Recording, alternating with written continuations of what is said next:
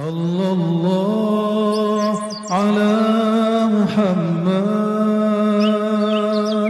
Sallallahu alaihi wasallam. Hamdal mustaghfirin hamdan yuafi ni'amahu wa yukafi'u mazidah. Asyhadu an la ilaha illallah asyhadu anna Muhammadan abduhu wa rasuluh. Allahumma salli wa sallim barik ala nabiyyina Muhammad wa ala alihi wa ashabihi wa li baitihi wa dzurriyyatihi ajma'in wa ba'd. Jemaah subuh yang diberkahi Allah, meskipun terbatas dan ada was-was ya, mari kita hati-hati saja. Was-was itu dari syaitan, namanya khannas. Maka sering-sering kalau pagi sore baca Qul a'udzu birabbin nas malikin nas ilahin nas min syarril waswasil khannas alladzi waswisu fi sudurin nas minal jinnati wan nas. Untuk menjaga diri kita dari keburukan ciptaan-ciptaan Allah. Virus apapun itu ciptaan Allah, walaupun dikaryakan manusia. Ya, kita baca juga surah Al-Falaq ya. Qul a'udzu birabbil falaq min syarri ma khalaq. Aku berlindung kepada pencipta cahaya di subuh hari. Min syarri ma khalaq, dari keburukan yang Dia ciptakan. Ini kita agak sedih, beberapa orang-orang kedokteran itu meremehkan doa. Ya. Oh, virus nggak bisa dihadang dengan doa. Siapa bilang? Ya. Dulu Khalid Ibn Walid tidak hanya virus, itu racun. Racun nggak tembus di badannya cuma dengan bismillah. Khalid Ibn Walid. Tapi para ahli doa nggak boleh sombong juga. Masa orang doa sombong? Masa orang doa takabur? Jadi ini dua hal gak usah dipertentangkan. Orang-orang ahli kedokteran cukup berbicara tentang penyakit fisiknya. Ya, kita ahli agama berbicara tentang hal-hal yang ruhaninya, yang batinnya. Ya. Jadi saling menguatkan seharusnya, bukan saling menyalah-nyalahkan. Maka tidak benar juga yang mengatakan bahwa COVID itu konspirasi saja gitu ya. Enggak ada sebenarnya, itu enggak benar juga. Ada. Ya. Kita udah nyaksiin kok. Bahkan kita juga alumni kok ya.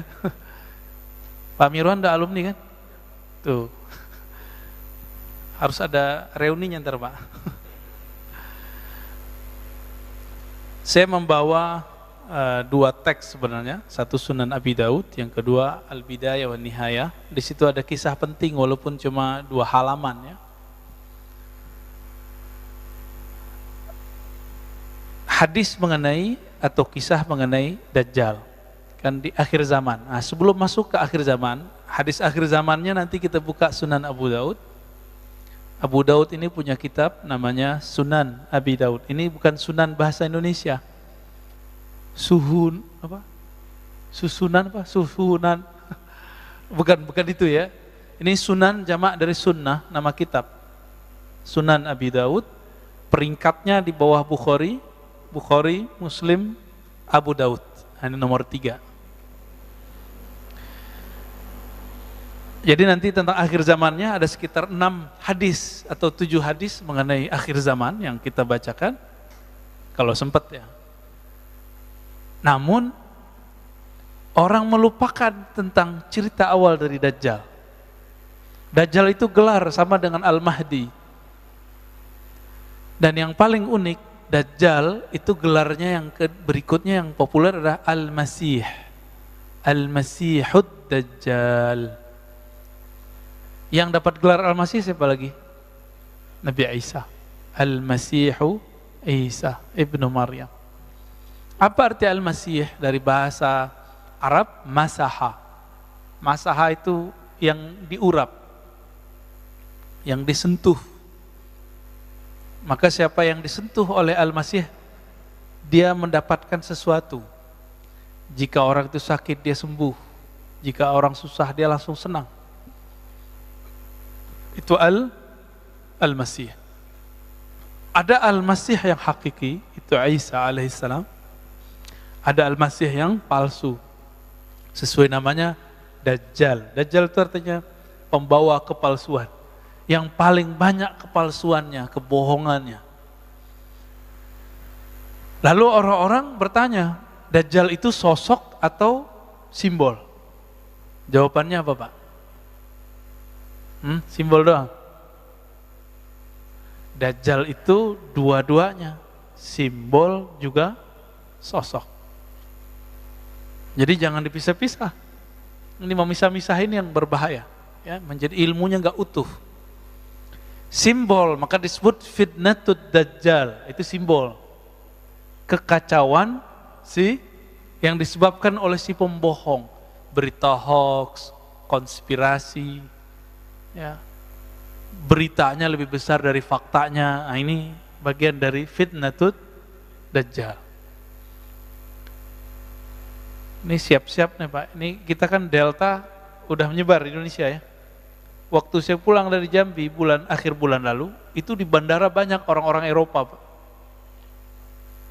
Banyak orang Eropa. Saya curiga, kita curiga, beberapa bulan ke depan Eropa meledak ntar. Kan sekarang mereka lagi santai-santai ya. Lagi santai, main di pantai, di mana-mana. Di mall gak pakai masker kecuali di ruangan. Ini nanti tinggal tunggu aja, karena mereka mau masuk winter ya. Tapi semoga Allah jaga siapa yang layak dijaga ya. Amin ya rabbal alamin.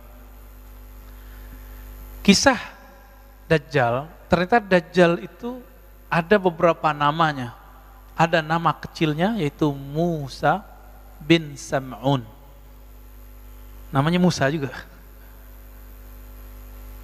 Ada gelarnya Samiri, karena dari negeri namanya Samara.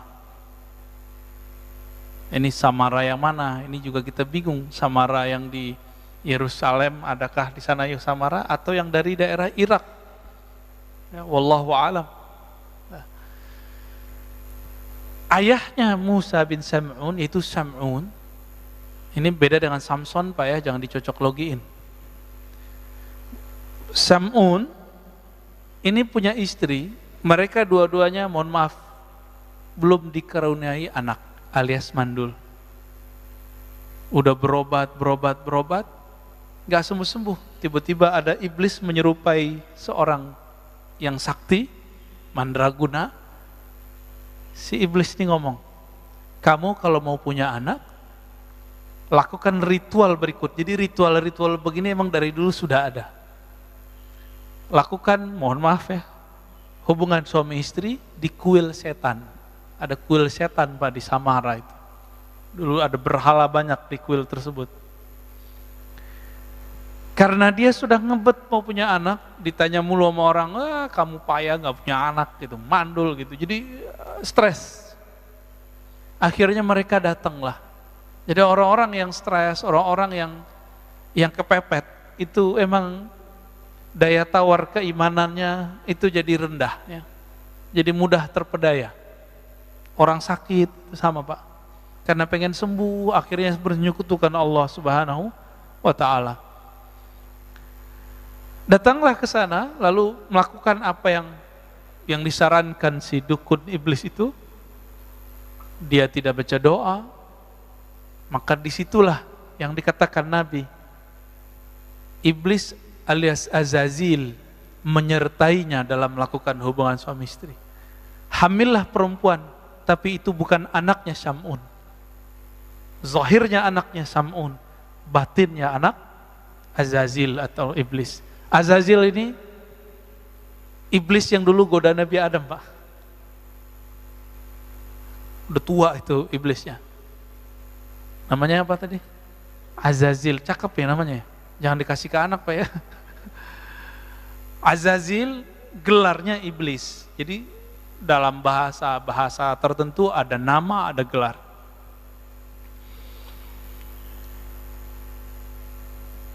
Lahirlah si anak, dikasih namalah Musa.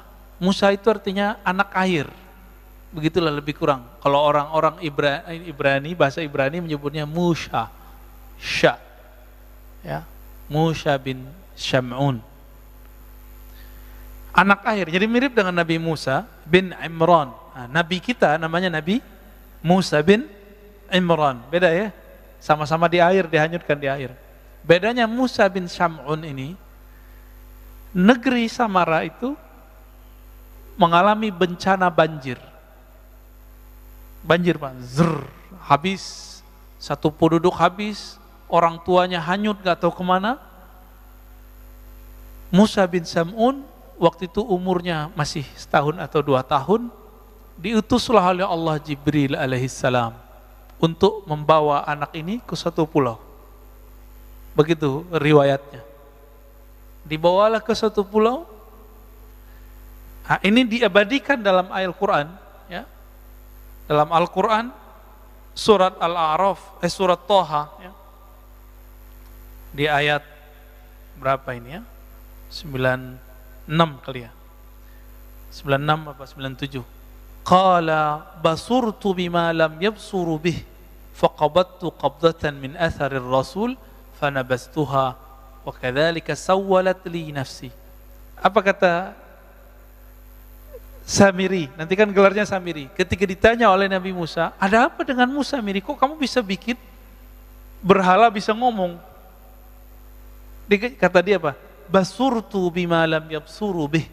Aku dapat melihat yang mereka tidak bisa lihat.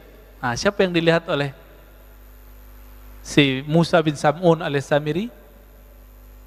Jibril. Jadi Jibril alaihissalam diutus oleh Allah untuk mengajar dia. Ini persis seperti dulu ketika terjadi bencana alam semesta, kiamat pertama di bumi. Hancurlah itu karena kelompok jin Banul Jan, itu mereka menghancurkan bumi, Pak. Melakukan kerusakan, membunuh. Dulu jin itu, jin Banul Jan namanya, itu kelompok yang lebih tua dari iblis sekarang ini. Itu mereka di bumi bertubuh fisik, Pak, ada jasadnya.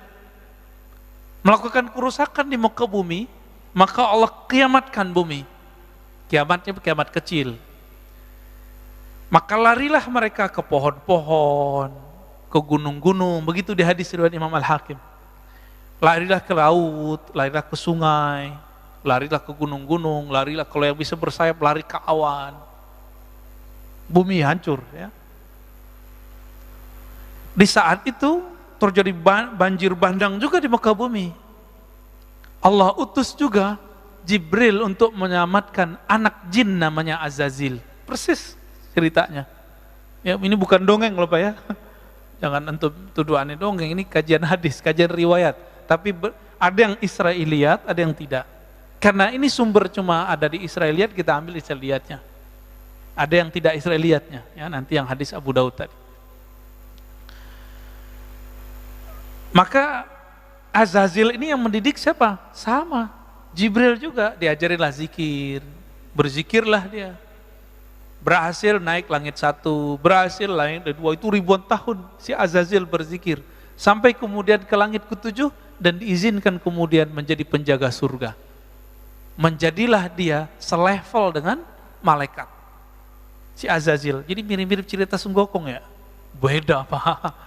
Ya, coba kalau ada mirip-mirip barangkali dulu emang ajaran-ajaran yang ada di China itu emang inspirasinya dari sini juga. Ya. Diizinkanlah Azazil memimpin ibadah ahli surga. Di belakangnya malaikat, dia di depan. Tinggi nggak tuh posisinya? Nah itu si Azazil yang dia kemudian punya anak-anak jasad namanya Musa atau alias Samiri, gelarnya Dajjal. Itu dia. Jadi orang itu ada nasab jasad, ada nasab batin. Ini nasab batinnya dia. Maka kalau menikah harus baca ya, belajar tuh doanya biar nanti nggak kerasukan. Kerasukan tuh nggak mesti kesurupan ya. Kerasukan setan ketika kita bersyahwat tapi tidak dengan nama Allah Subhanahu wa ta'ala. Pendek cerita, Dibawalah Samiri, Musa bin Sam'un Samiri ke satu pulau, diajarkan dia. Itu Samiri, ini jarang riwayat menyebutkan. Dia itu susah jalan, Pak. Jadi perkembangannya itu lamban. Maka di hadis Abu Daud ini disebutkan ya, bahwa Samiri itu qasirun ya. Inna masihat dajjal rajulun qasirun afhaj ja'dun a'war matmusul ain laisa bina ti'atin wala jahra. Si Musa bin Sam'un alias Samiri, al-Masihud Dajjal, dia matanya belean. Jadi bukan seperti yang diimajinasikan orang satu mata gitu ya. Bukan. Itu ilustrasi aja. Ilustrasi seniman. Matanya dua, cuma satunya belean, Pak, atau belean enggak, Pak? Ya. Dia itu sampai berapa tahun gak bisa jalan, tapi tetap diajarin oleh Jibril, diajarin zikir. Nah, matanya tuh belean dua-duanya. Ketika umurnya 7 atau 10 tahun, itu matanya satu kebuka, satu bagian kiri. Yang kanannya masih tertutup sampai saat ini. Gitu. Jadi ini tuh kayak ada yang nempel terus di sini tuh, di mata dia. Dan itu permanen, nggak bisa diapa-apain. Nah, berkat zikir-zikir yang diajarkan oleh Jibril alaihissalam, maka saktilah itu si Musa bin Sam'un alias Samiri. Maka dia mampu melihat yang tidak bisa dilihat orang awam. Ini ayatnya ya. Qala basurtu bima lam yabsuru. Aku mampu lihat yang mereka tidak lihat. Apa yang dia lihat? Dalam tafsir Ibnu Katsir, kemudian di Bidayah wa Nihayah dikatakan, Ra'aitu Jibril. Aku melihat malaikat Jibril. Ini dalilnya nih. Dan ini bukan cocok logi, Pak, emang begitu. Di pulau itu kemudian dia menjadi dewasa. Tapi seperti yang dikatakan tadi, jangan dibayangkan Dajjal itu gede badannya. Enggak, tapi dia keker, Pak. Rajulun qasirun. Laki-laki yang pendek. Pendek dia. Cebol kali ya orang nyebutnya. Apa sih istilahnya, saya nggak ngerti deh. Ya. Afhaj ja'ad ya. Jadi jidat itu kecil ya, jidatnya itu. Awar, matanya satu, ya belean itu ya. Matmusul ain laisa bina'in. Ini tanda kalau dia ini bukan Tuhan. Nanti kan dia ngaku Tuhan, Pak. Urusan mata aja dia nggak bisa urus, masa dia ngaku Tuhan? Ya. Lalu kemudian karena kesaktiannya itu dengan nama-nama Allah yang Allah kasih, jadi Jibril itu memberikan ajaran, harapannya si Samiri ini bisa menjadi hamba Allah. Tapi ternyata nggak berhasil. Di pulau itu siapa yang lewat dia bunuh, ada binatang dia bunuh, memang sadis. Siapa yang ganggu dia dibunuh, siapa yang nasihatin dia bunuh. Cuma Jibril doang yang nggak berani dia lawan. Maka berhasillah dia kemudian dengan kesaktian itu, mungkin lewat perahu segala macam, sampailah dia di daratan. Ya. Pada masa Nabi Musa, dia datang ke negeri yang dimana Bani Israel datang ke sana. Ketika Nabi Musa alaihi salatu wassalam pergi berkhalwat ke Goa Tursina, 40 hari ya, ingat-ingat nih 40 hari. Dalam masa 40 hari itu, Samiri sanggup menyesatkan semua Bani Israel kecuali cuma beberapa orang. Yang dititipkan waktu itu siapa? Nabi Harun. Nabi Harun sanggup nggak? Enggak. Maka dalam surah Al-A'raf dari ayat 148, 154, Toha 83 sampai 98 itu diceritakan bagaimana Nabi Harun diancam untuk dibunuh. Kamu macam-macam, bunuh gitu. Nah, Nabi Harun ini yang jenggotnya panjang, Pak. Ini yang kita ceritakan beberapa bulan lalu. yang mereka gagal paham, kelompok sebelah ya. Itu pujian itu, tapi mereka salah paham. Nabi Harun jenggotnya panjang, kayak sufi-sufi sekarang juga. Jenggotnya panjang, Pak. Ya. Ini yang sekarang dipakai oleh Yahudi Ortodok. Apa itu penghinaan? Di mana saya menghinanya? Karena mereka memotong dan niatnya emang ingin memfitnah kita. Tapi ya sudah kan, saya udah maafin Pak, dan saya minta maaf. Ya. Untuk apa keras-kerasnya? Tapi mereka tetap bully, ya biarin aja. Kita nggak ada urusan. La nakhafu laumata laim. Kita nggak takut dicaci maki.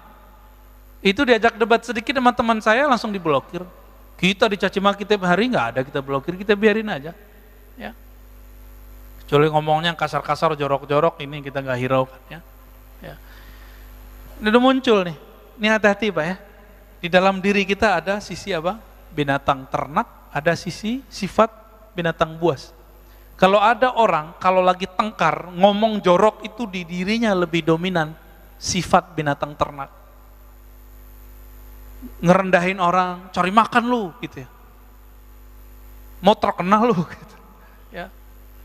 Nggak fitnah, nggak makan. Nah ini tanda isi perutnya cari makan, cari makan, cari makan. Jadi dia kalau mandang orang, ceramah, dikira cari makan. Emang kita nggak punya kerjaan. Ya. Emang kita pengangguran, dituduh-tuduh begitu. Ini karena karakter itu.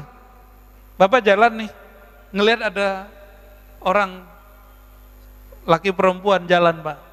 Terus kita mikir, wah habis mojok nih. Otak kita yang jorok Pak. Otak kita jorok, kita tuduhkan kepada orang. Jadi sebenarnya kita lagi membaca diri sendiri.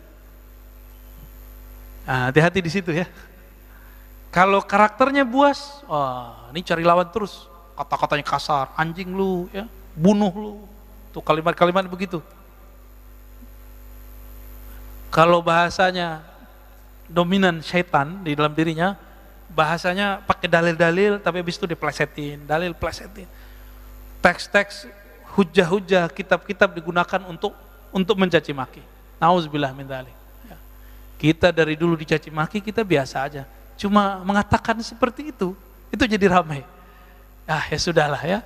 Maka teman-teman para pejuang Ahlus Sunnah, gak usah khawatir kalau di fitnah-fitnah itu biasa aja. Ya.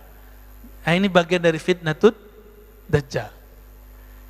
Teman-teman yang melakukan Allah. Lalu Nabi Harun yang jenggotnya panjang, yang sekarang dilestarikan oleh Yahudi Ortodoks, ya, berarti bagus dong jenggot ini, bagus sebenarnya. Itu kemudian ditarik jenggotnya oleh Nabi Musa. Itu ada di surah Al-A'raf itu ya. Apa kemudian kata Nabi Harun? Ya.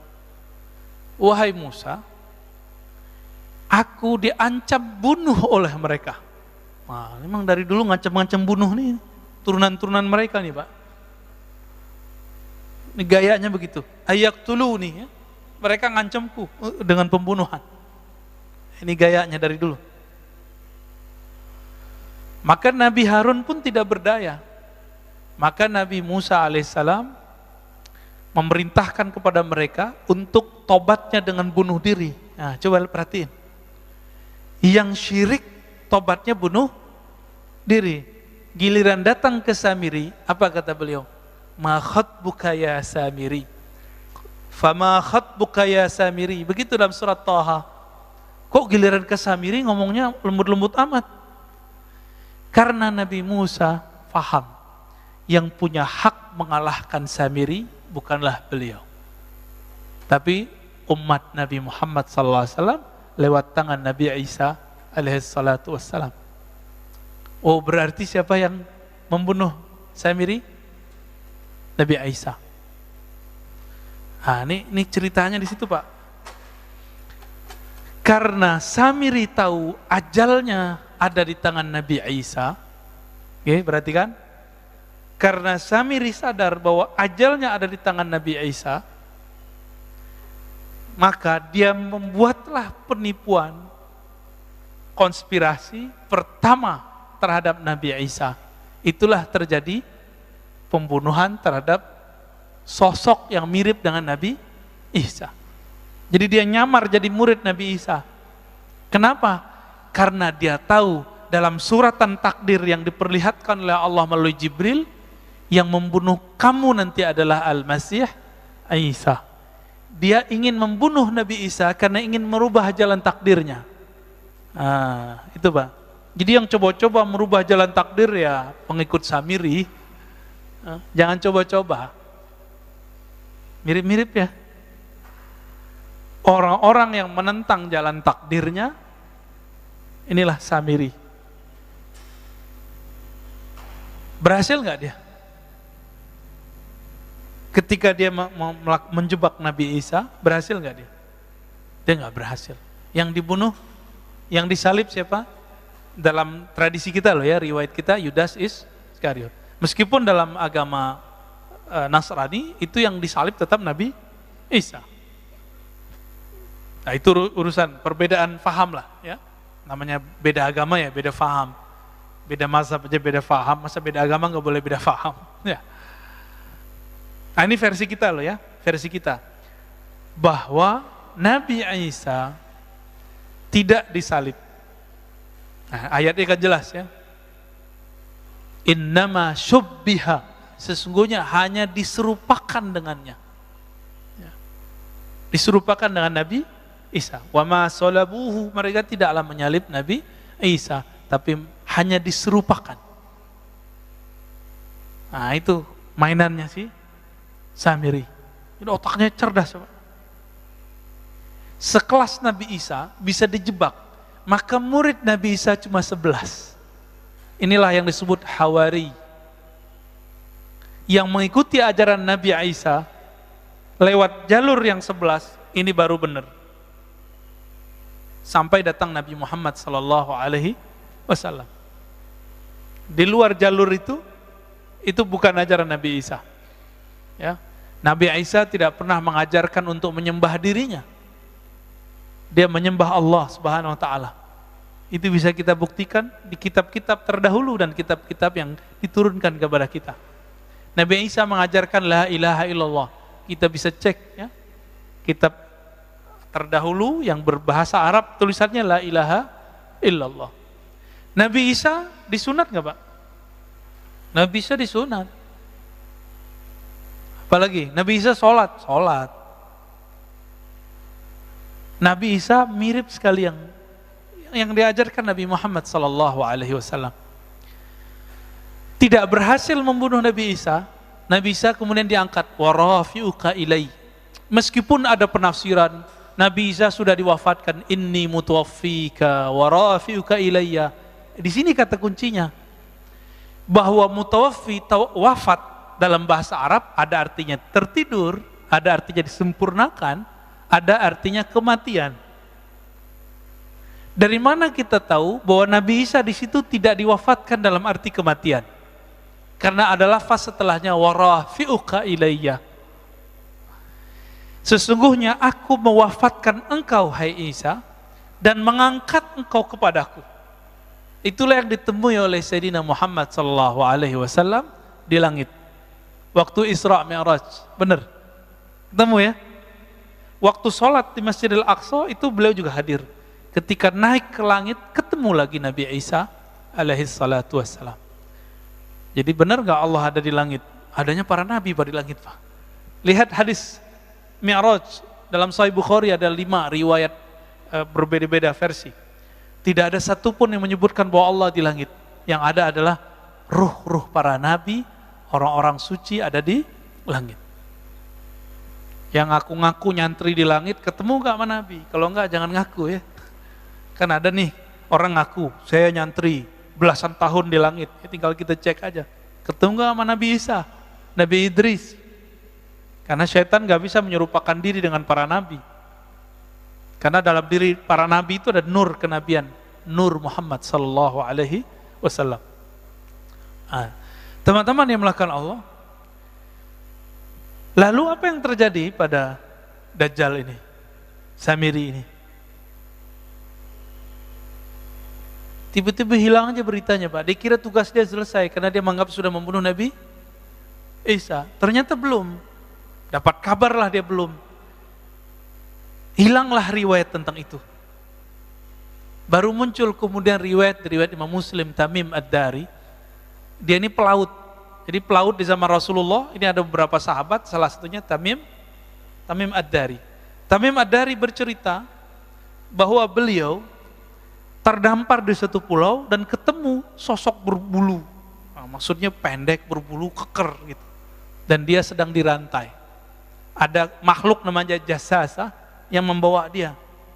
Jasasa ini binatang melata yang kemudian ngajak dia ketemu.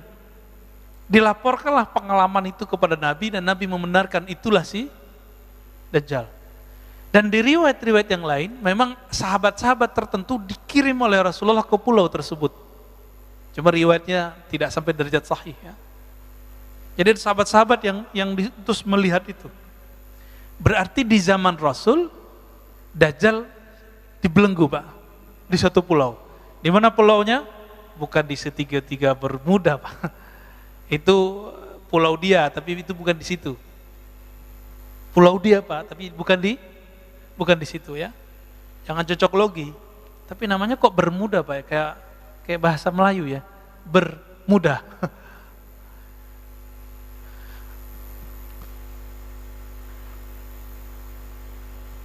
Kita masuk ke hadis Abu Daud ya. Hadis Abu Daud judul babnya Khurujud Dajjal, keluarnya Dajjal.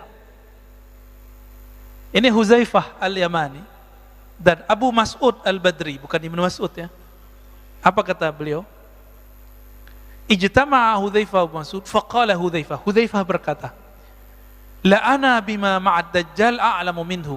Saya lebih mengerti persoalan Dajjal daripada Abu Mas'ud. Nah, ini dalil boleh ngomong saya tahu dalam bab keilmuan untuk membagi keilmuan, bukan untuk gagah-gagahan. Tapi ini sambil candaan nih, Huzaifah ini sambil candaan sama dia. Oh, aku lebih tahu dari dia gitu. Ya. Bukan bilang saya lebih mengerti daripada kamu boleh ngomong gitu ya. Jangan ngambil lapak saya, enggak begitu Pak ya. Kan ada juga yang dai begitu ya, nggak mau diambil lapaknya. Emang lapak ini milik dia. Inna ma'ahu bahran min ma' wa nahran min nar. Sesungguhnya Dajjal itu mempunyai lautan air dan nahran min nar dan sungai api. Ini maksudnya apa ya? Nanti kita coba lihat.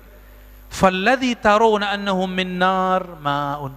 Yang kamu lihat itu adalah api, hakikatnya adalah air. Yang kamu lihat bahwa itu itu adalah nar, itu adalah kamu lihat dia air, itu api. Kata Abu Mas'ud, hakadha sami'tu Rasulullah SAW. Saya juga mendengar begitu. Nah, ini penciriannya. Berarti Dajjal ini pembohong nggak? Airnya api, apinya air. Ini baru simbol. Ini baru simbol. Dalam hadis Imam Bukhari dan Muslim kita dianjurkan berdoa. Dan ujung doa itu wa'udzubika min fitnatil masihid dajjal. Aku berlindung kepadamu dari fitnah kekacauan al-masih ad-dajjal. Ini jelas, ini lafaznya. Fitnah. Fitnah itu ada pra kemunculan, ada saat kemunculan. Masih ingat tadi saya menyebutkan 40 hari Nabi Musa, dia sanggup menyesatkan Bani Israel padahal ada Nabi Harun, ada Nabi Yusha. Tapi sanggup dia kemudian menyesatkannya. Karena kesaktian dia itu tidak ada pada Nabi Harun. Nabi Harun bukan bertinggal sakti, tapi dia nggak diberi kelebihan itu. Nabi Musa pun tidak boleh mengeksekusi Samiri, Dajjal. Lalu di akhir zaman Nabi mengatakan, berlindunglah kamu dari fitnah Masih Dajjal. Karena itu lama Pak. Fitnah Masih Dajjal ini sudah dimulai dengan virus-virus ini. Ini analisa Al-Habib Al-Adni. Ya, kita bisa lihat kajian-kajian beliau, ulama Yaman, temannya Habib Umar, namanya Habib Abu Bakar Al-Adni. Ternyata ini disepakati oleh banyak ulama, begitu juga masyaikh-masyaikh saya, dan saya sepakat dengan itu. Bahwa virus corona ini Ini awal daripada fitnatud dajjal. Apa arti fitnah tadi? Kekacauan. Kacau nggak di negara? Kacau, Pak. Ya, nggak ada negara yang aman dari corona, nggak? Ada nggak? Nggak ada. Brunei, tar lagi, Pak. Semuanya kena. Semoga aja nggak terlalu parah gitu. Semuanya kena, Pak. Nggak ada yang negeri kecuali kena semua. Puncaknya nanti ada musibah kelaparan nanti, ya. Ketika negara utang, bayar, beli vaksin udah jadi Tuhan sendiri. Kita dengan kaget mendengar beberapa kaum intelektual yang ngerti agama ngomong, virus ini bisa diselesaikan hanya dengan satu hal, vaksin. Walah, jadi musyrik dia tuh. Ya. Bung Karno ketika memerdekakan negeri ini, dia menyebut dengan rahmat Allah. Walaupun dia berjuang habis-habisan, masuk penjara, keluar penjara, diasingkan, dia nggak mengatakan hanya dengan cara berjuang, enggak. Dia memulai dengan atas nama Allah. Itulah simbol kewalian Bung Karno. Ini orang lupa nih. Kita lupa kan? Kita kira pendiri bangsa ini bukan seorang wali. Wali, Pak, dia waliullah. Maka dia sayang dengan ulama-ulama. Cinta dengan ulama-ulama. Loh kok sekarang ada yang ngaji sejarah mengejek Soekarno? Ngisi di sini kalau nggak salah ya. Oh, gawat ini, Pak. Itu bisa berbahaya itu. Perkaranya bisa panjang nanti itu. Ngisi di sini loh, Pak. Lalu berani kemudian memfitnah Bung Karno. Nah, kembali ke yang tadi, ya. Samiri sebelum keluar akan terjadi fitnatud dajjal, fitnah Masihid Dajjal, dan itu lamanya bukan main. Puncaknya nanti adalah kelaparan yang berkepanjangan. Ini kita simbolnya, kita lihat berapa tahun Nabi pernah mengalami kelaparan. Masih ingat nggak riwayatnya? 2 atau 3 tahun? 3 tahun. Dan ini akan berulang kembali.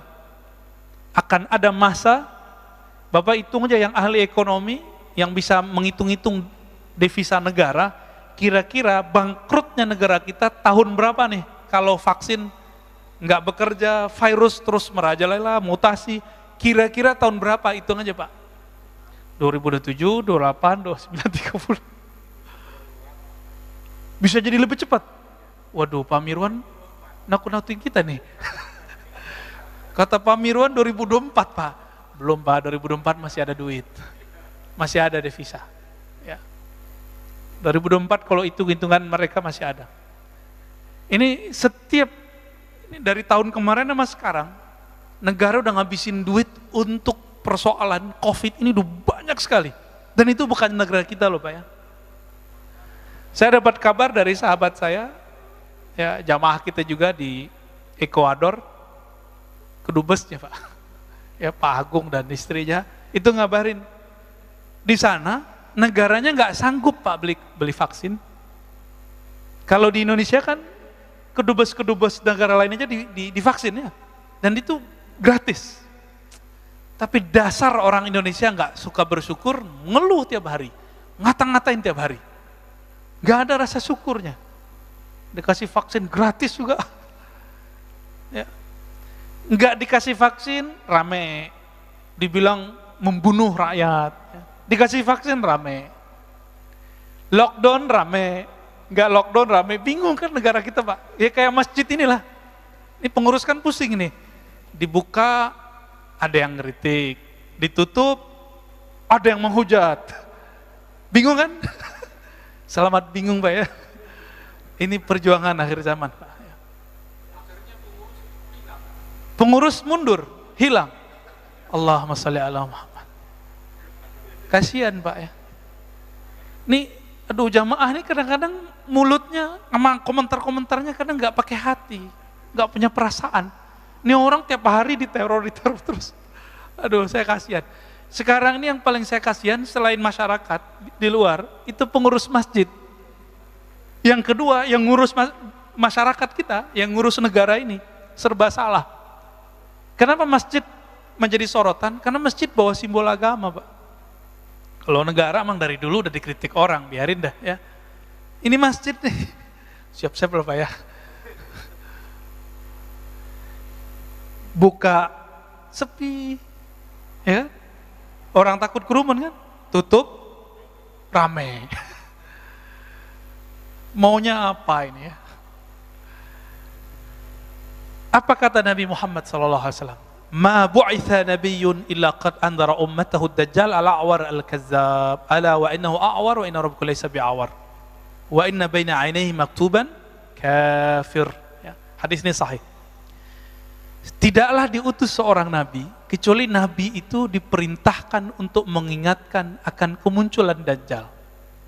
Kita nggak dapat kabar Pak ya, Dajjal ini perang sama Nabi Sulaiman, nggak dapat kabar ya. Perang sama Nabi siapa, ya dalam rupa yang beda-beda, formulasi yang beda-beda tentunya. Berarti setiap masa itu ada Dajjalnya, dari Nabi Nuh. Berarti Dajjal ini bermutasi juga dia Pak. Cuma Dajjal yang permanen itu Musa bin Sam'un Samiri. Ini permanen, dia belum mati-mati. Jadi kalau Musa bin Sam'un alias Samiri masih hidup, masa Nabi Khidir nggak bisa hidup? Ya nggak? Tor gitu bidong dongeng lagi ya. Ya salam. Kita kan nggak dapat riwayat aja bahwa Nabi Khidir itu sebenarnya masih hidup. Kalau ulama ahlu zikir, ahli kolbu, ahli rohani, itu ijma, sudah sepakat bahwa Nabi Khidir itu masih hidup. Masih hidup beliau. Ada beberapa nabi yang masih hidup. Nabi Ilyas, Nabi Idris, tapi beliau kan sudah pernah mati, dan hadisnya sahih, ayatnya juga ada. Ada satu nabi yang seharusnya dia hidup bangkit lagi, tapi kemudian karena kaumnya berkhianat kepadanya, setelah dia dimatikan, kemudian nggak dihidupkan lagi, karena pesan dia nggak dilakukan. Namanya Khalid bin Sinan. Khalid bin Sinan itu nabi antara Nabi Isa dan Nabi Muhammad. Khalid bin Sinan ini pesan, nanti kalau saya mati itu untuk ada suatu kemaslahatan, maka dia dibunuh, dimatikan. Apa kata dia, kalau aku mati maka nanti jasad atau abunya atau apa gitu, saya lupa lafaznya, tolong nanti dilakukan begini. Ritual ini nggak dilakukan oleh pengikutnya, oleh umatnya, maka dia tetap sekarang di alam barzakh. Jadi ukurnya dia belum mati, ukurannya. Kok bisa begitu ya? Emang bisa begitu. Itu namanya Khalid bin Sinan, baru denger ya? Padahal riwayatnya ada Pak. Ada di Bidayah wa Nihayah, ada di beberapa kitab ya. Lalu ada Nabi Khidir. Dari kalangan musuh Allah itu ada Dajjal, ada iblis, ada jin. Jin itu kalau nggak dibunuh oleh jin yang sakti atau manusia yang sakti, dia nggak mati Pak. Jin itu, korin, maka hati-hati. Beberapa orang belajar zikir, nggak tahu, nggak ada bimbing oleh guru yang bersanad sahih kepada Rasulullah. Ketika dia zikir, yang datang Syekh Abdul Qadir, ternyata korinnya. Bukan Syekh Abdul Qadirnya, bisa jadi gitu Pak. Yang datang katanya Syekh Bahauddin Naqsyabandi, ternyata korinnya, bisa jadi begitu. Ini banyak kejadian nih ya. Ada orang tertentu yang terkena ini, dan hati-hati ya. Bapak saudara makan Allah. Kemudian apa kata Nabi ya? Kalau tadi 40 hari, maka nanti Dajjal itu keluarnya berapa hari? Juga 40 hari. Hari pertama seperti setahun, hari kedua seperti sebulan, hari ketiga seperti hari-hari yang lain. Hari seminggu gitu. Itu di total 40 tahun rasanya. 40 hari di zaman Nabi Musa sama 40 hari puncak dia khurujnya keluarnya sampai kemudian turun Sayyidina Isa. Jadi Nabi Isa ini luar biasanya apa? Kalau Dajjal datang ke suatu tempat lalu dia dengar ada Nabi Isa, dia kabur Pak. Karena dia pernah membunuh Nabi Isa, nggak mati-mati, ternyata diangkat ke langit.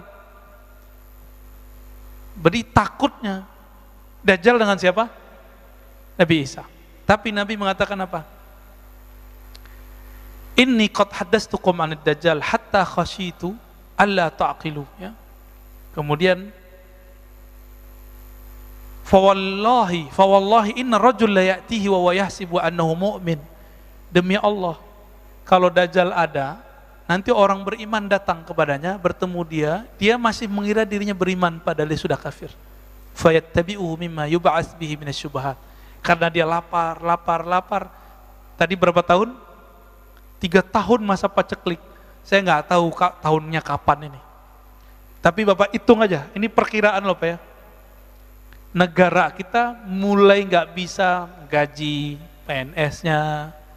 Nah, itu berarti udah deket tuh. Ya. Mikir-mikir mau masuk CPNS tuh. Ini kabar takutnya loh Pak ya, kabar segernya nanti ada lagi. Kabar gembiranya ada juga Pak. Ini kabar menakutkan nih. Ketika negara sudah gak sanggup, ini kan beritanya negara kita coba adem-adem, tapi tetap saja beritanya kan gak adem. Udah kolep Pak ini. Negara udah gak sanggup bayarin rumah sakit, hotel, udah gak sanggup. Vaksin lagi nih, gak sanggup udah. Ditambah ada tikus-tikus yang menari di atas penderitaan vaksin ya. Kita sebut aja mereka tikus ya, gak usah politikus. Ini agak berbahaya ini. Di mana nanti negara-negara di dunia sudah lost semuanya karena hutang. Nah, inilah kezaliman yang luar biasa yang disebut dalam hadis Jawrah. Kezaliman yang luar biasa. Nanti batas-batas teritorial negara itu cuma nama aja. Udah nggak ada lagi. Presiden, raja, gubernur nggak dianggap lagi ntar. Itulah awal paceklik puncak di alam semesta. Seperti terjadi di masa Rasulullah 3 tahun, nanti 3 tahun. Setelah itu baru muncul 40 hari Dajjal keluar. Tapi nggak usah khawatir. Kalau ada Dajjal berarti ada Al-Mahdi. Kalau ada Al-Mahdi berarti ada Nabi Isa. Al-Mahdi mau sholat Pak. Ada di satu masjid mau sholat di daerah Syam. Mau sholat tiba-tiba Nabi Isa turun dari Babul Lut, namanya dalam hadis ini disebutkan dari Babul Lut. Dia ada di dalam riwayat ini. Indal manaratil bayda syarqiyyah Dimashq fayudrikuhu inda Babil Lut. Al-Mahdi di dalam masjid mau sholat, turun Nabi Isa. Nabi Isa ketika datang dipersilakan jadi imam. Mau nggak dia jadi imam? Enggak. Kenapa? Al-Mahdi lebih pantas jadi imam. Loh kok bisa? Nabi Isa ini kan makhluk ruh. Gelarnya apa? Ruhullah. Gelarnya Nabi Isa. Karena dia nggak ada bapaknya Pak. Maka tidak ada campuran syahwat dalam dirinya. Ini Nabi Isa. Nabi Isa ini kalau memandang sesuatu yang terlihat bukan fisik, yang terlihat batin Bapak ini isinya apa? Al-ulama warasatul anbiya. Ulama pewaris para nabi. Ulama ini pewaris Nabi A, Nabi C, Nabi V.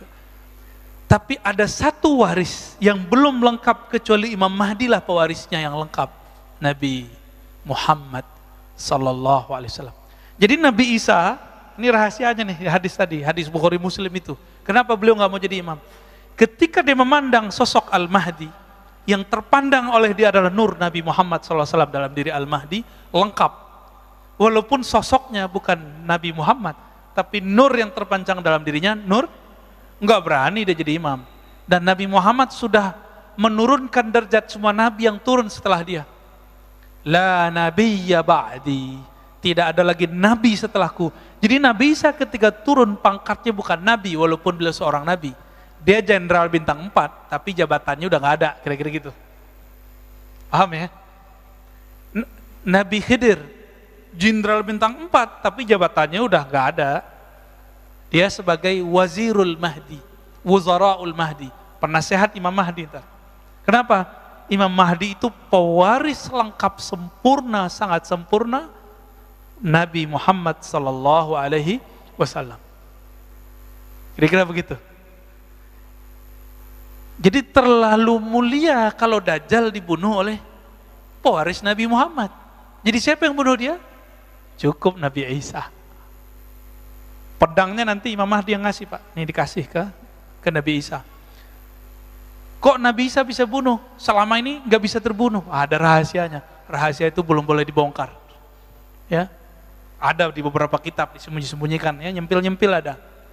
Kenapa? Dajjal yang sangat sakti mandraguna itu tidak terbunuh-bunuh, nggak mati-mati.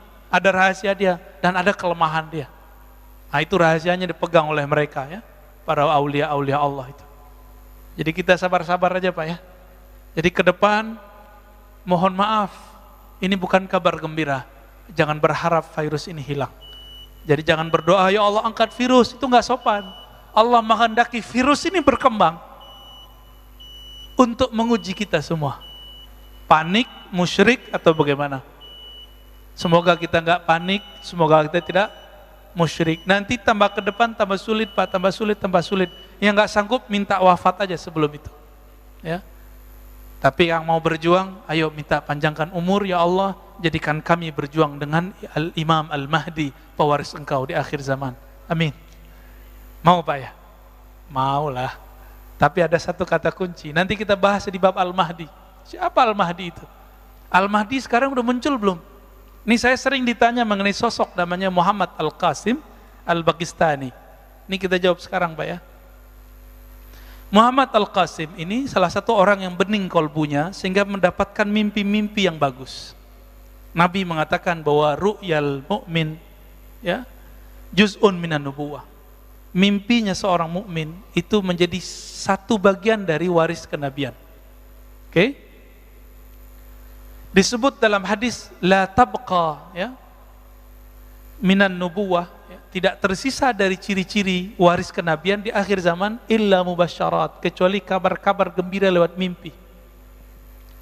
Tapi ingat, Imam Mahdi itu penandaannya bukan mimpi. Imam Mahdi itu persis seperti Nabi Muhammad SAW. Waktu kecilnya dibeleh dadanya oleh Jibril. Pasin aja semua, apa yang kejadian pada Nabi Muhammad, kejadian sama beliau, udah gitu aja, Pak. Nabi Muhammad dibeleh gak dadanya, dibersihin gak? Tanya aja Muhammad Al-Qasim, dibeleh gak dadanya waktu kecil? Asli oleh Jibril gak? Gitu. Kalau enggak, berarti bukan beliau Imam Mahdinya. Beliau hanya mengabarkan, beliau dapat sinyal, gitu. Kan beliau nggak pernah ngaku sebagai Al-Mahdi sekarang, ya. Karena dia ngaku udah ketemu Allah ribuan kali, ketemu Nabi ribuan kali, kan. Ya nggak ada masalah sama kita. Itu mah dikit. Abu Yazid Al-Bustami setiap hari 70 kali dia bertemu Allah. Percaya, Pak? Saya percaya, ya. Abu Yazid Al-Bustami, kalau Nabi setiap detik per detik ketemu Allah. Nabi loh, Pak, ya. Abu Yazid Al-Bustami setiap hari 70 kali ketemu Allah. Itu biasa ditulis di kitab, itu enggak ilmu yang tinggi, biasa aja. Kalau dihitung udah berapa ribu dia ketemu Allah itu. Enggak jadi Imam Mahdi itu Abu Yazid Al-Bustami. Abul Abbas Al-Mursi ketemu Nabi setiap saat, Pak. Gimana Bapak mau percaya ini? Kan dibilang Dajjal lagi ntar sama orang, dongeng lagi ente gitu. Apa kata Abul Abbas Al-Mursi, murid Imam Abul Hasan Syazili, gurunya Ibnu Athaillah Sekandari pengarang Al-Hikam, yang kitabnya kita ganti hari ini dengan Sunan Abu Daud. Ya, requestnya antum tuh Mas Adit tuh, ya. Apa kata Abul Abbas Al-Mursi? Kalau aku tidak memandang Rasulullah setiap detik, setiap nafas, maka aku kafir. Enggak jadi Imam Mahdi itu dia. Jadi Imam Mahdi enggak Abul Abbas Al-Mursi? Enggak. Maka saya yakin jika Muhammad Al-Qasim ini wali Allah, jika dia wali Allah, ya, dia tidak akan ngaku dirinya Al-Mahdi. Ya. Kalau dia mimpi, dia mendapatkan kabar masa depan, itu namanya ilmul maqadir, ilmu masa depan. Itu baru satu pencirian Imam Mahdi. Dan tentara Al-Mahdi sama. Mimpi-mimpi begitu biasa, Pak, sama wali. Wali Allah itu biasa ngelihat masa depan. Biasa itu. Bahkan lagi zikir aja kan, ngelihat tuh biasa. Dan itu bukan halu, asli. Karena bagian dari hadis Nabi tadi. Jadi jangan merasa kaget gitu, ya. Nanti akan muncul beberapa orang yang mirip-mirip begitu, antum jangan panik. Imam Mahdi kalau ember dibunuh orang Pak sekarang. Ya. Kalau Imam Mahdi ember nih, dibunuh orang Pak. Apa jadi dicerita nggak mungkin. Apa dalilnya? Masih ingat kisah Abu Thalib ditegur oleh Bukhairah? Apa kata Bukhairah? Abu Thalib, kenapa ente bawa ini anak? Hazal ghulam nabiyun, ini anak Nabi. Abu Thalib udah ngerti bahwa Nabi Muhammad itu Nabi. Itu sebabnya saya meyakini Abu Thalib ini mukmin. Ya, ini akidah Ahlussunnah loh Pak ya, bukan akidah Syiah ini. Di akidah Ahlussunnah. Kita mengikuti salah satu murid dari Syekh Zahid Al-Kautsari, Syekh Al-Hasan kalau salah namanya. Dan beberapa ulama-ulama yang lain. Jadi Abu Thalib mengerti ini Nabi nih. Oke? Karena dia mengerti ini Nabi, apa kata Bukhairah? Jangan bawa ini orang. Kalau ketahuan ada tanda nubuat dalam dirinya, yaqtuluhul Yahud, akan dibunuh oleh Yahudi yang sekarang kita sebut Zionis. Dibunuh pasti Pak. Ya mungkin sekarang nggak tahu nama intelijennya apa gitu ya. Mossad ke apa saya nggak ngerti deh ya. Pasti dibunuh Pak. Nggak mungkin dibiarin.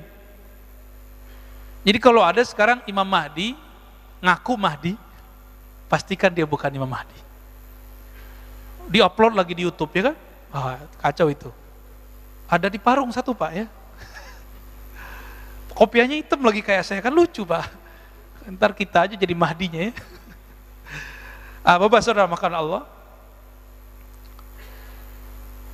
Dajjal adalah sosok Musa bin Sam'un yang kemudian disebut Samiri, yang dulu Nabi Musa tidak punya hak mengeksekusinya karena dia tahu yang punya hak eksekusi adalah umat Nabi Muhammad. Itulah sebabnya Nabi Musa berdoa, ya Allah jadikan aku nabinya umat Muhammad. Enggak, kata Nabi Muhammad sallallahu alaihi wasallam. Terus gimana? Kalau gitu jadikan aku umatnya Nabi Muhammad. Maka nanti akan ada pewaris Nabi Isa di kalangan umat Nabi Muhammad. Jadi ulama tapi batin dia mewarisi Nabi Isa. Melalui orang inilah Nabi Musa berjuang. Kira-kira begitu. Nabi Musa di alam lain, dia di alam nyata. Dan saya tutup dengan sebuah hadis ya, diriwayatkan oleh Imam Abu Daud. Nabi SAW ini juga ada dalam riwayat yang sahih, mengatakan, Iyakhruj wa ana fikum fa ana hajijuhu dunakum. Seandainya Dajjal itu keluar,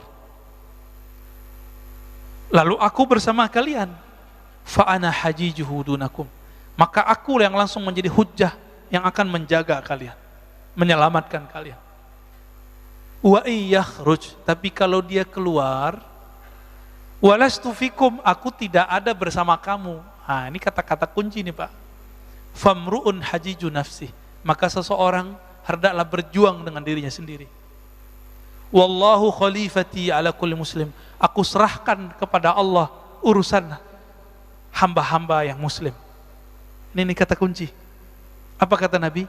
Jika dia keluar, aku ada bersama kamu. Itulah Al-Mahdi Pak. Ya, itulah yang disebut Al-Mahdi. Yahruj fa'ana wa ana fikum fa'ana hajiju. Jika dia keluar, aku bersama kamu. Mungkin gak Nabi berandai-andaiannya salah? Gak mungkin. Andainya dua nih. Jika aku keluar, aku bersama kamu. Jika aku keluar, aku tidak ada di sampingmu. Bukan berarti Nabi gak ada. Inilah yang disebut pewaris Nabi, Al-Imam Al-Mahdi. Jadi jangan sembarangan nyocok-nyocokin Imam Mahdi, jangan ya. Imam Mahdi sekarang di Madinah, itu nanti bro ya. Imam Mahdi nanti di Madinah, di Mekah itu nanti. Nah nanti kita di next pertemuan kita bahas man huwal Mahdi, siapa Imam Mahdi, siapa namanya, apa namanya. Jadi ternyata yang benar itu apa namanya, bukan siapa namanya. Itu dua hal yang berbeda loh. Beda loh Pak ya, siapa dengan apa. Insya Allah ingetin saya nanti Mas Adit, kita akan bahas ke sana. Ya. Nanti kita tetap merujuk ke Sunan Abi Daud, dan saya pernah membuat daurah itu di Riau, full berbahasa Arab, dan tidak diposting ya. Tidak diposting oleh teman-teman di sana. Baik, lebih kurang itu Pak. Saya rasa cukup. Ada diskusi? Waduh, Pak Dokter nih. Maaf Pak Dokter ya. Jangan clash Pak ya. Ada cross otoritas tar. Tafadhol Pak.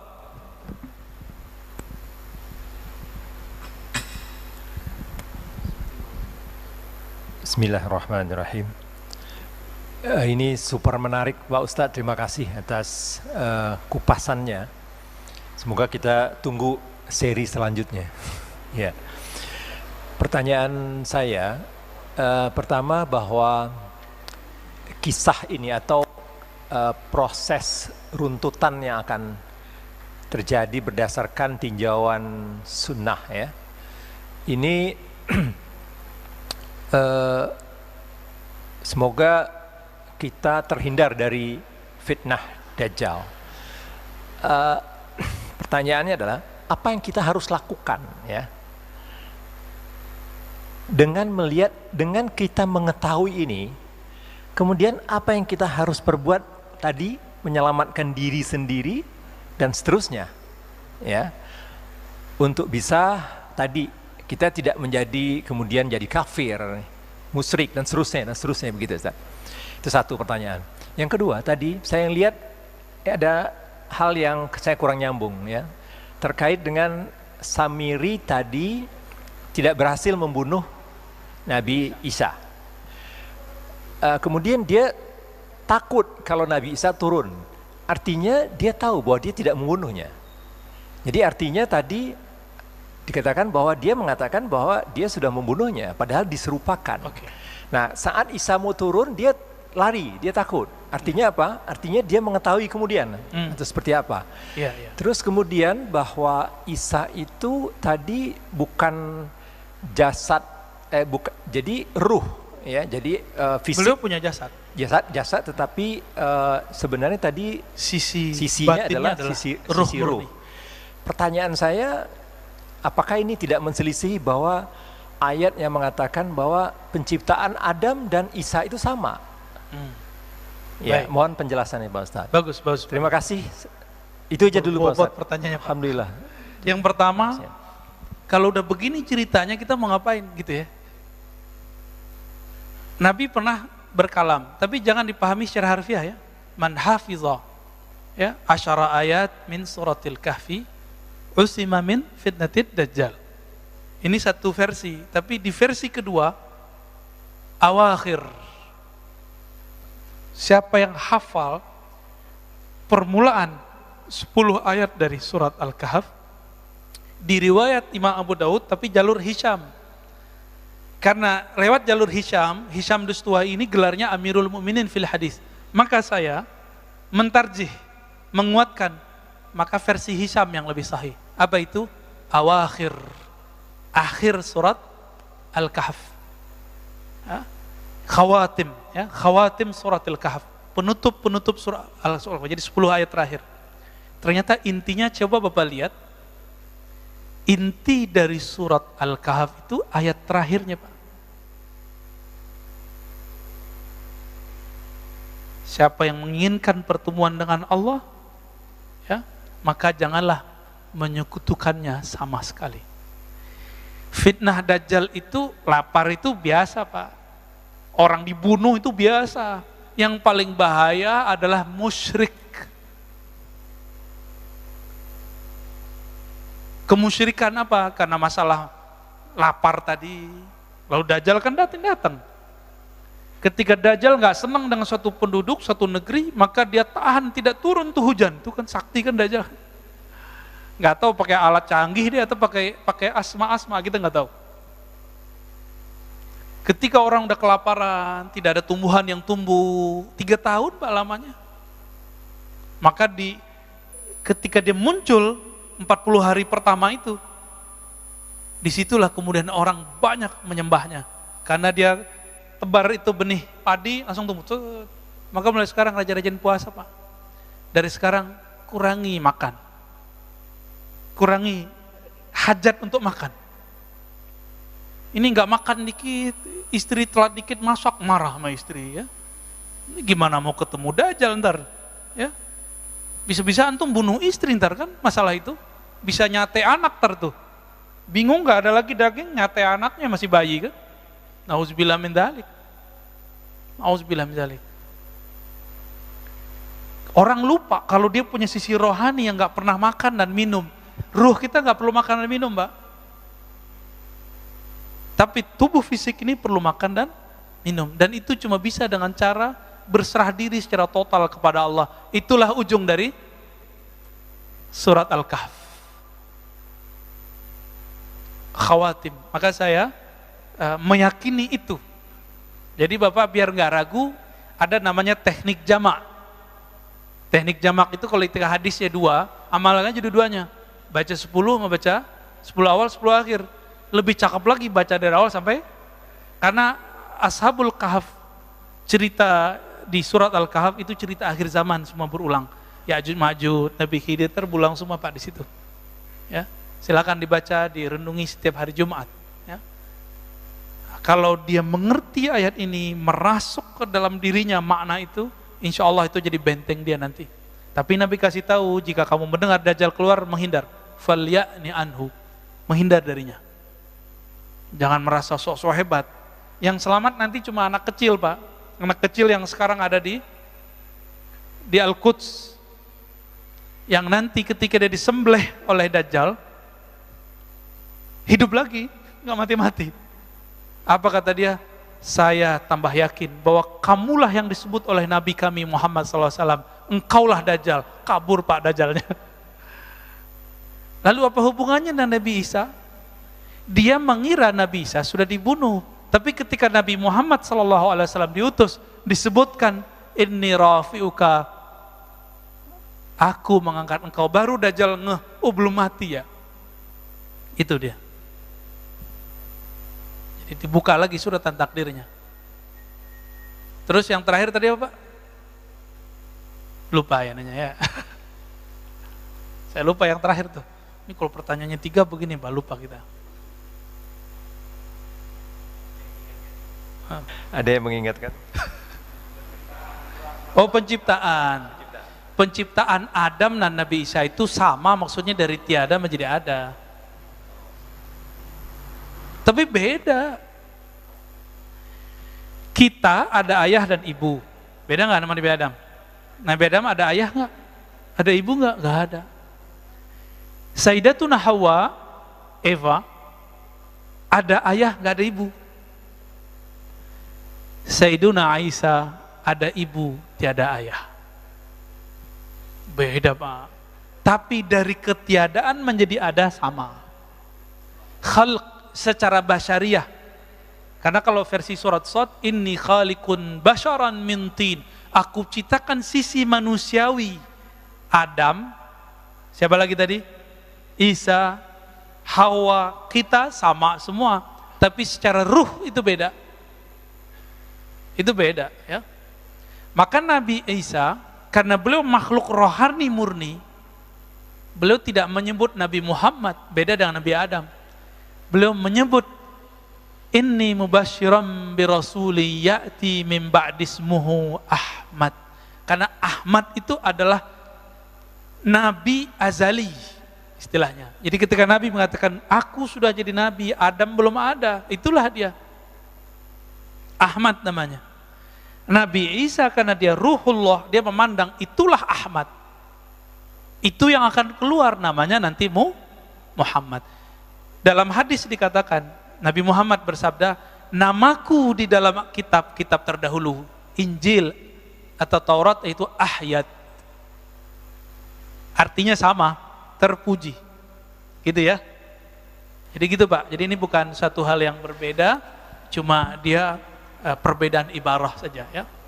Ya, ada lagi? Terima kasih Pak Ustadz. Ya. Ya. Jadi nggak rame-rame amat kan, jadi boleh panjang. Boleh. Kalau rame malah saya yang takut Pak. Jadi dianggap buat kerumunan lagi kita. Ya. Alhamdulillah kajian yang sangat-sangat menarik. Dari saya ada 2 pertanyaan Ustadz. Ya. pernah ada mendengar hadis bahwa di akhir zaman nanti ada fitnah yang seperti malam yang gelap gulita. Nah itu kami ingin mengetahui apakah betul itu untuk posisi kami sekarang seperti itu, atau ada penjelasan lebih yang detail mengenai Gelap hadis gulita. malam yang gelap yang berkepanjangan tersebut. Itu yang pertama. Yang kedua, dari penjelasan Ustadz tadi bahwa Samiri berhasil menyesatkan umat Nabi Musa yang sudah istilahnya diajari dan dikader bertahun-tahun lamanya. Dengan mudahnya hanya ditinggal 40 hari mereka semua menjadi sesat. Karena tadi Samiri mempunyai kemampuan yang tidak dimiliki oleh yang lain. Dia bisa mempunyai kemampuan melihat alam gaib dan juga mempunyai ilmu yang canggih istilahnya. Nah, apakah betul nih kalau kita samakan, maksudnya ada penjelasan lebih ilmiahnya? Kita lihat zaman sekarang bahwa dari umat Nabi Muhammad sendiri mulai tidak meyakini sunnah-sunnahnya. Yang pertama, kita juga disuruh pakai masker, tidak bisa tersenyum. Maksudnya senyum itu kan sunnah Nabi. Lalu yang kedua juga kita sholat berjarak. Jadi seperti ada pengetahuan yang dia mengetahui bahwa cara untuk memisahkan umat muslim daripada sunnah-sunnahnya itu kok seperti mirip dengan cara-caranya dia menyesatkan umat Bani Israel zaman dahulu. Nah, bahkan Masjidil Haram sendiri yang Nabi Muhammad SAW pernah kita dengar dari guru kita Habib, bahwasanya Nabi Muhammad SAW tidak pernah melarang orang bertawaf di Masjidil Haram baik siang ataupun malam. Sekarang terjadi, dilarang dan dibatasi. Nah, apakah betul ini suatu kebetulan atau emang ada penjelasan ilmiahnya bahwa ya memang ini hanya Samir yang mengetahui teknik-teknik atau ilmu pengetahuan yang canggih yang bisa memisahkan umat dari ajaran nabinya sendiri gitu. Baik. Terima kasih. Assalamualaikum warahmatullahi wabarakatuh. Assalamualaikum. Ini antara ilmiah dengan cocokologi gak mirip-mirip, Pak. Jadi kita harus hati-hati bener. Gak boleh tergelincir di sini. Yang pertama tadi tentang lupa lagi. Hadis akhir zaman malam yang gelap berkepanjangan. Itu pertanda bahwa secara harfiah saja dulu, nggak usah secara maknawi, akan ada masa tidak ada energi sehingga kita punya cahaya gini, Pak, nggak ada. Gelapnya. Bapak masih ingat gak zaman-zaman dulu, Pak, masih muda, masih kecil. Itu rasanya kalau malam tuh lama nggak? Lama sekali. Saya walaupun di kampung saya itu orang udah punya listrik, tapi saya kan di pojok Tanjung namanya, kita nyebut Tanjung. 500 meter kuburan, Pak. Jadi rumah kita satu doang di situ. Yang lain udah dapat, tapi tiang listrik gak bisa masuk ke tempat kita. Ketika orang-orang udah punya listrik, saya gak ada. Itu setiap kali malam saya kalau baca buku tuh ya sedihnya kalau bukan main. Pakai lampu teplok itu, damar ya, taruh. Mata sakit itu, Pak. Tapi saya terus baca. Saya kalau ingat tuh bisa nangis. Ingat ibu saya, ingat ayah saya itu saya bisa nangis kalau ingat itu. Dan rasanya lamanya bukan main. Nanti ditambah dengan kondisi seperti itu, ditambah kondisi psikologis. Ini kapan berakhir? Jadi 40 hari, 40 malam itu nanti itu nggak ada lagi tuh cahaya.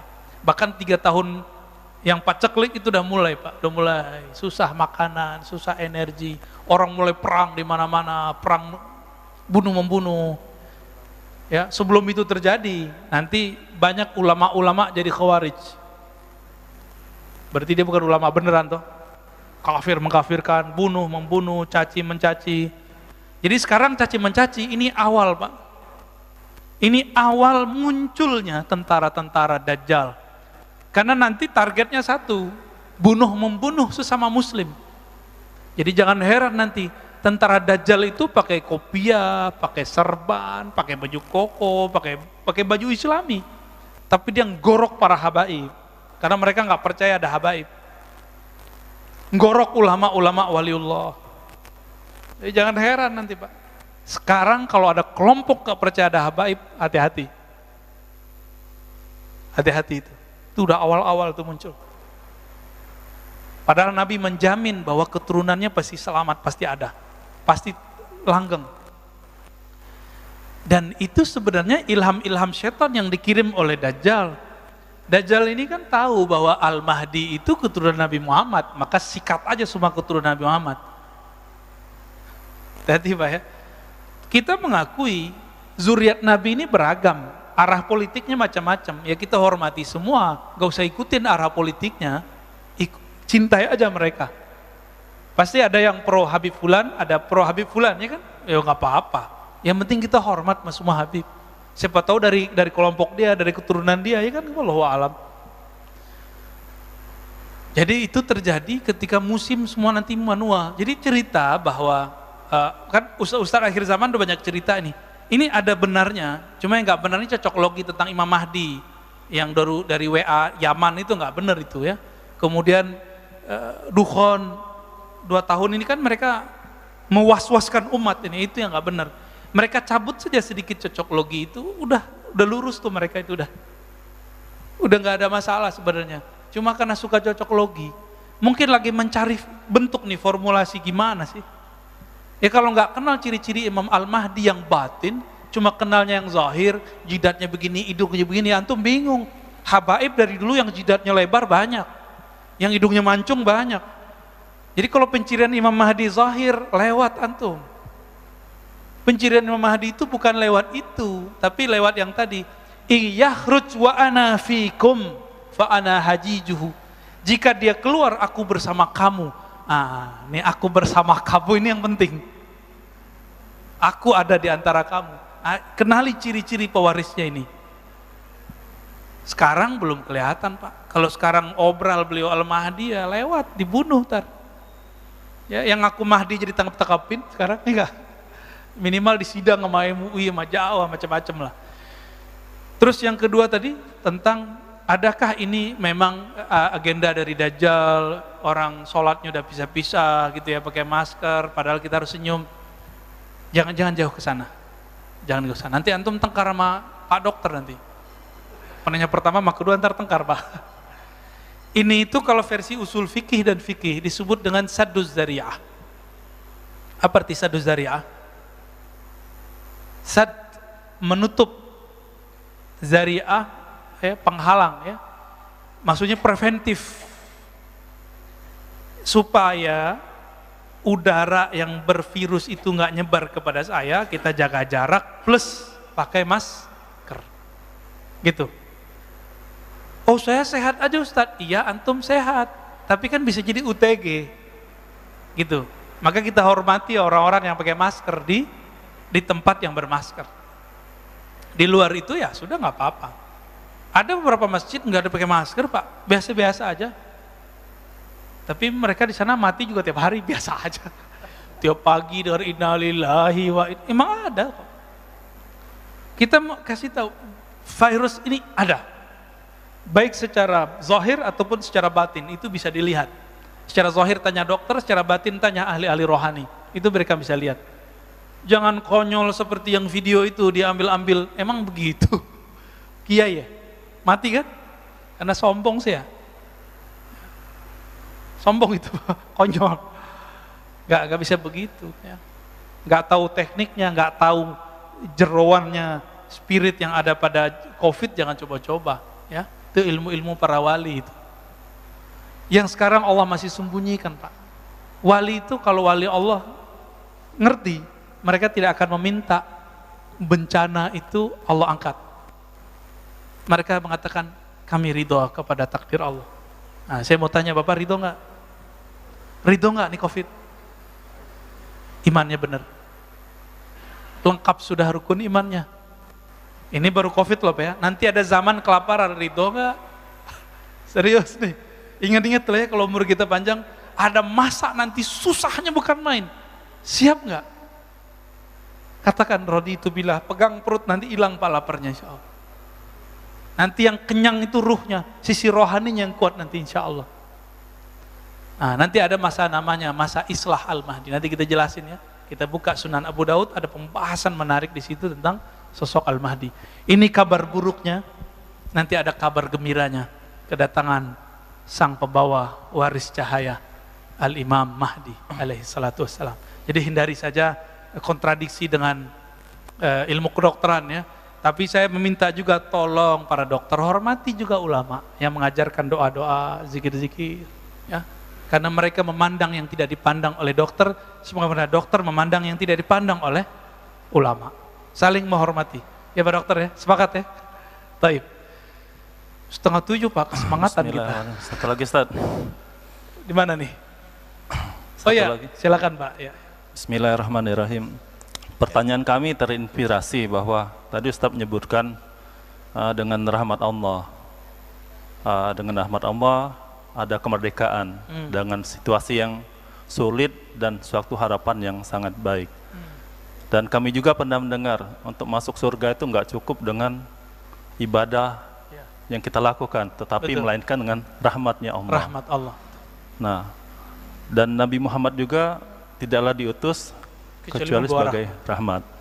Nah, dalam situasi yang kondisi seperti ini, pandemi seperti ini, kejadian yang beraneka ragam dan sulit untuk diprediksi, apa makna dari rahmat Allah itu, bagaimana pengaplikasian daripada rahmat Allah, dan bagaimana juga cara kita supaya mendapatkan rahmat Allah tersebut. Terima kasih. Wassalamualaikum warahmatullahi wabarakatuh. Ini pertanyaan kolbu nih Pak. Makasih Pak pertanyaannya. Nabi disebutkan tidaklah engkau diutus kecuali rahmat bagi alam semesta. Tidak masuk surga kecuali dengan rahmat Allah, seperti hadis Bukhari. Lalu Allah menyebut dirinya Rahman Rahim, sumbernya rahmat. Lalu apa aplikasinya? Kata rahmat itu yang membuat Bung Karno jadi wali, itu kata rahmat itu Pak. Bung Hatta jadi wali itu karena rahmat itu. Pejuang-pejuang zaman itu Allah angkat mereka jadi wali, Allah, kekasih Allah, tidak semua loh Pak ya. Karena kalam itu. Jadi jadi wali Allah itu gampang-gampang susah. Mengerti rahmat Allah jadi wali. Ada wali diangkat jadi wali Allah karena dia melihat ada anjing kedinginan di tepi jalan, dia pakai jaket mantel yang zaman-zaman orang Arab dulu. Dia keluarkan itu, dia lepas, diselimuti itu si anjing. Dia kedinginan tapi anjingnya nggak kedinginan, dia selamatin di tempat yang berteduh. Allah angkat jadi wali. Ada perempuan di zaman Bani Israel, perempuan PSK, jadi wali karena dia memberi minum anjing. Lain nama mu'alaf yang itu ya, anjing mau ditabrak sama dia. Ya belum jadi wali dia Pak. Maka bagaimana aplikasi rahmat? Orang yang ada nur rahmatullah dalam dirinya, dia tidak pernah putus asa. Satu, kejadian begini nggak pernah putus asa. Yang kedua selalu husnuzon, baik kepada Allah, apalagi kepada Allah dan juga kepada makhluk. Saya mau tanya Pak, COVID ini buruk semua atau ada baiknya? Apa baiknya Pak? Jadi insaf, waduh bahasanya soleh banget Pak. Kalau saya merasakan apa? Selama COVID saya bisa belajar lagi Pak. Saya bisa mentolaah lagi. Jadi kalau nggak ada COVID, saya nggak pernah ngaji hadis akhir zaman secara detail. Kalau nggak ada COVID, saya nggak belajar kitab Khatmul Aulia, pencirian-pencirian kondisi akhir zaman, wali-wali akhir zaman ada di kitab Khatmul Aulia. Kalau nggak ada COVID, kita nggak bisa membahas tentang hal-hal yang harus dibahas semenjak hari ini, yaitu persoalan-persoalan ayat-ayat akhir zaman. Dan saya berguru lagi Pak. Jadi selama COVID itu saya berguru lagi. Walaupun secara rezeki kita nggak semudah dulu, tapi ternyata rezeki kan nggak hanya materi. Ada rezeki namanya ilmu. Ada rezeki namanya rasa takut kepada Allah. Bapak setiap hari dengerin inna lillahi wa inna ilaihi raji'un. Itu ada rasa takut gitu. Wah itu mahal itu Pak. Walaupun itu nyebelin juga kadang ya. Aduh, habis baca innalillahi lagi 5 kali sehari kadang. Ya. Bikin kita shock. Tapi itu bisa menghilangkan cinta kepada dunia. Ya. Tapi nggak sedikit juga yang lagi sakit tambah sakit dia dengerin Pak. Jadi husnuzon, apa kata Nabi, la yamutanna ahadukum illa wa huwa yahsunuzanna billah. Jangan kamu mati kecuali kamu berbaik sangka kepada rahmat Allah. Bapak tahu kapan mati? Bisa setelah ini, bisa besok, bisa lewat COVID, bisa tabrakan, bisa nggak apa. Ada teman kita, Ustadz, habis makan kecekuk mati Pak. Belum lama ini. Ada teman kita Ustadz, dakwah kemana-mana. Pulang sakit kepala, tidur nggak bangun-bangun. Nggak kena COVID ya, nggak ada kena COVID. Mati juga. Jadi Allah itu mematikan orang lewat COVID sama dengan mematikan orang dengan cara yang lain. Cuma beritanya yang gede-gede amat. Jadi saya sepakat kalau ada gerakan kurangi berita COVID. Banyakin berita sembuh dari COVID. Ya, sepakat nggak Pak Dokter? Ini terapi Pak Dokter kita tanya. Jadi bagaimana caranya? Berbaik sangka setiap saat Pak. Ciri-ciri orang husnul khotimah, dia berbaik sangka. Dan masalahnya spirit jahat yang ada pada COVID ini membuat sifat buruk dan buruk sangka itu keluar pada orang. Maka coba lihat, mohon maaf, orang-orang kalau kena COVID itu ngomongnya nggak benar Pak, ngelantur. Itu secara kedokteran bisa dijelaskan Pak. Kalau oksigen kurang, orang ngelantur nggak Pak? Karakter buruk di dalam dirinya keluar semua. Semua kata-kata kasar, keluhan keluar semua. Tapi kalau di dalam kolbunya ada kebeningan, yang keluar nama Allah. Mumpung belum COVID Pak, tanam di kolbu ini rahmatullah. Berbaik sangka kepada Allah. Setiap pagi baca, nggak hafal bahasa Arabnya, bahasa Indonesia. Raditu billahi robba, aku ridho apapun kehendak Allah. Aku sehat, aku syukur, aku dapat bencana, dapat ujian, aku ridho. Ridho aja Pak. Itu dibisikkan setiap hari, pagi sore. Nanti Bapak kalau oksigen Bapak hilang, apa namanya Pak kalau oksigennya berkurang? Saturasi oksigennya 90, 80, 70, 60. Yang keluar tetap nama Allah, Allah. Ini kayak imam kita nih, imam kita yang Jumat kemarin. Sakit yang keluar apa? Quran aja kan. Karena batin dia isinya Quran. Tanya rahasianya tuh ke imam kita yang Jumat kemarin. Ya. Imam yang lain juga bingung kok dia bisa begitu. Ya, kira-kira gitu Pak. Tanam rahmatullah dalam diri. Itu yang ringkas Pak. Kalau yang ribetnya banyak. Cukup ya. Semoga kajian ini diberkahi Allah, diridai Allah.